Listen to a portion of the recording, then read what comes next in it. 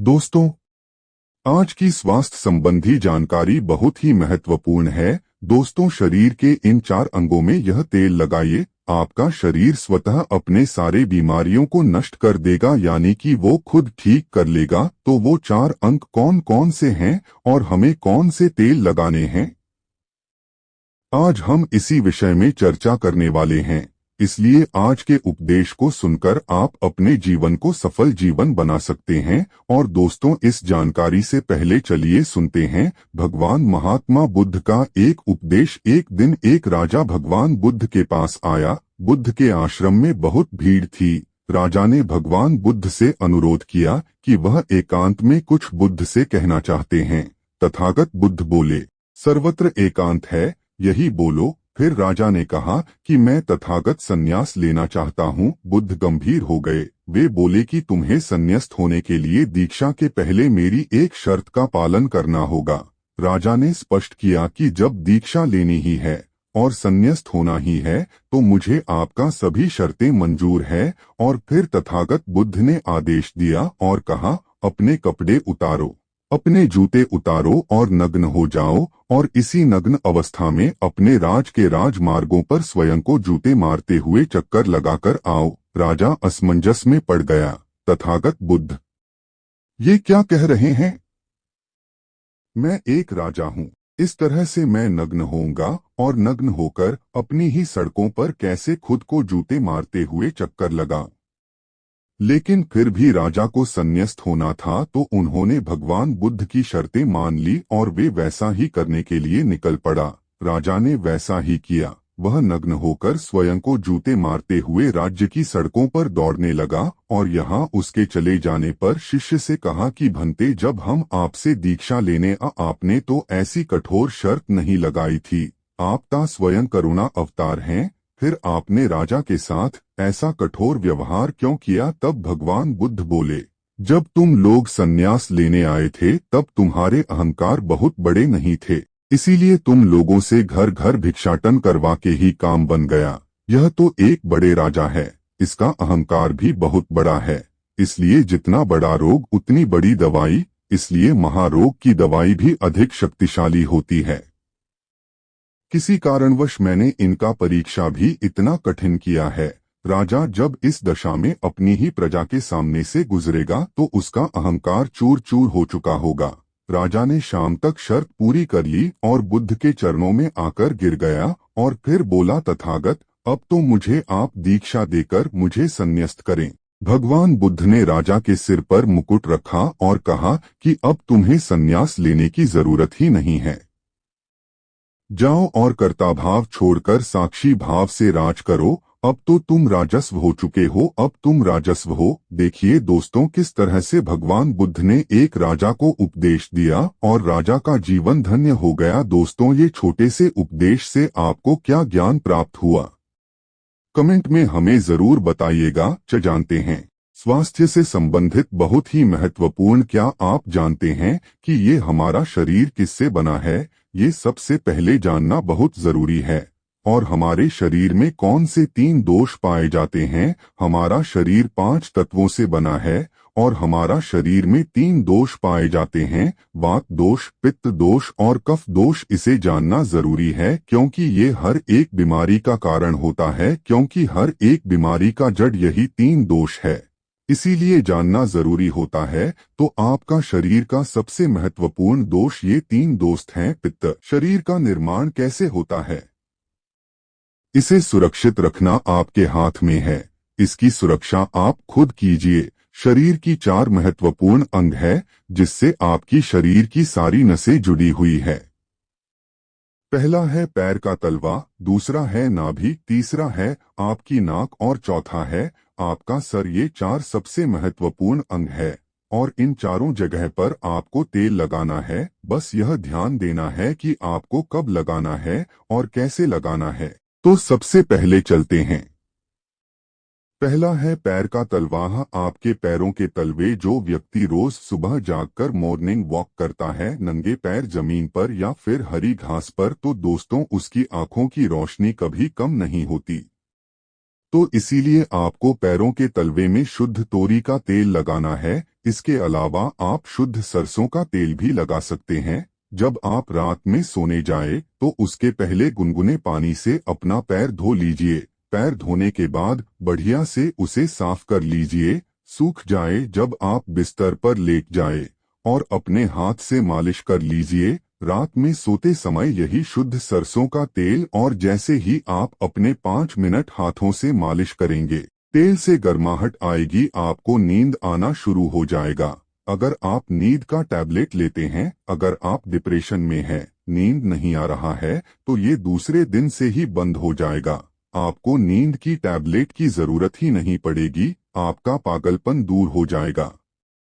याददाश्त बहुत तेज होती हैं, दिमाग से संबंधित सारे समस्याएं खत्म, और एक ही बार में आप 10 बजे सो रहे हैं, 4 बजे से पहले आपकी नींद ही नहीं खुलेगी। इतनी बढ़िया नींद आती है। तो पैर के तलवे में तेल लगाने से आपके पाचन तंत्र मजबूत होता है, याददाश्त तेज होती है, भूख लगती है, शरीर में शक्ति मिलती है, ऊर्जा मिलती है, यानी कि शरीर की सारी पोषक तत्वों को आपूर्ति कर देता है। दूसरा स्थान है नाभि, जो कि आपके शरीर का सबसे महत्वपूर्ण अंग है। नाभि के पीछे एक पेकोटी ग्रंथि पाई जाती है, और इसी पेकोटी ग्रंथि से शरीर की सारी नसें जुड़ी हुई होती है, और ये शरीर की सबसे शक्तिशाली ग्रंथि होती है। इसलिए नाभि में तेल लगाना चाहिए। आप देखते होंगे जब आपके घर में छोटा बच्चा होता है तो माताएं उस बच्चे की तेल से मालिश करती थी, लेकिन अब तो बच्चों को तेल लगाना ही बंद कर दिया। पहले माताएं 8 से 10 बार दिन में बच्चे की तेल से मालिश करती थी। वे कहती थी कि हम जितनी बार तेल की मालिश करेंगे, उनकी हड्डियां उतनी ही मजबूत होगी। और वो घर पर बना हुआ शुद्ध का तेल होता था। और वो शुद्ध सरसों घर का तेल और किसका बनाती थे? किसी सरसों को भून करके सरसों को रोल कर पहले जो उसी से मालिश करती थी, पहले वो लगा देती, उसके बाद छोड़ा करके। लेकिन आज फैशन बदल गया है, लोग तरह तरह के केमिकल युक्त तेलों से मालिश कर रहे हैं। ये किसी काम का नहीं दोस्तों, कंपनियां हमें सिर्फ बेवकूफ बनाती हैं, और इससे सिर्फ बीमारियां होती हैं, क्योंकि बच्चों की मालिश के लिए सबसे अच्छा तेल सरसों का है। और गांव के बच्चों को माताएं आज भी सरसों के तेल की मालिश करती है। गांव के बच्चे शहर के बच्चों की तुलना में कितने कमजोर हैं, इसे आप खुद अनुमान लगा सकते हैं। तो दोस्तों, यह नाभि आपके शरीर का सबसे शक्तिशाली हिस्सा है। तो जब माताएं नाभि में तेल की मालिश करती थी तो पहले फूंक मारती थी, फूंक मारने के बाद उसमें तेल लगाती थी, और दिन भर में 3 से 4 बार तेल लगाती थी। तो दोस्तों, आपको भी आज से शुद्ध सरसों का तेल रात में सोते समय नाभि में लगाना है। और जब आप नाभि में तेल लगाते हैं तो इसके फायदे होते हैं। आप यह जानकर चौंक जाएंगे। पहला फायदा, आपको अच्छी नींद आएगी। दूसरा फायदा, दिमाग से संबंधित कोई भी समस्या नहीं होगी। तीसरा फायदा, आपका पाचन तंत्र मजबूत रहेगा। चौथा फायदा, आपको भूख बढ़िया लगेगी। पांचवा फायदा, आपके शरीर का सारा दर्द दूर हो जाएगा। छठा फायदा, आपकी आंखों की रोशनी बढ़ जाएगी, यानी कि शरीर के हर एक अंग के लिए फायदेमंद है। तीसरा है, आपकी नाकह पैर का तलवा हो गया, नाभि हो गई। अब हम एक कदम आगे चलते हैं, वो है नाक, कान और आंख। तो दोस्तों, आपको नाक में क्या करना है? अगर आपको गाय का शुद्ध देसी घी मिल जाए तो घी की 1 बूंद दाईं नाक में और 1 बूंद बाईं नाक में, दोनों नाक में 1-1 बूंद डालनी है। रोजाना दोनों नाक में 1-1 बूंद डाले। इसके इतने फायदे हैं, मैं यहाँ गिनाते गिनाते थक जाऊंगा। आपका पागलपन दूर हो जाएगा। अगर किसी को पागलपन है, अगर पागलपन का इलाज चल रहा है, तो 3 से 4 महीने के अंदर पागलपन की दवा बंद हो जाएगी। अगर आपके कान के पर्दे में छेद है तो बिना ठीक हो जाएगा। आपको नींद की समस्या दूर हो जाएगी। आपकी याददाश्त कमजोर की समस्या दूर हो जाएगी। आपकी याददाश्त कमजोर है, याददाश्त आपकी तेज हो जाएगी। शरीर में कमजोरी है, शरीर की कमजोरी दूर हो जाएगी। जुकाम आपको कभी पूरी जिंदगी में नहीं होगा। जुकाम, सर्दी की नाक से संबंधित जितनी भी बीमारी है, आपको नहीं होगा।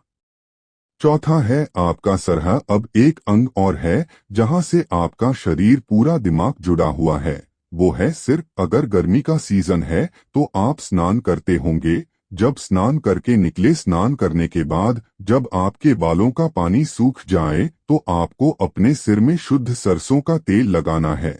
जैसे ही आप अपने सिर में सरसों का तेल लगाकर सिर की मालिश करेंगे तो आपको 10 मिनट बाद नींद आना शुरू हो जाएगा।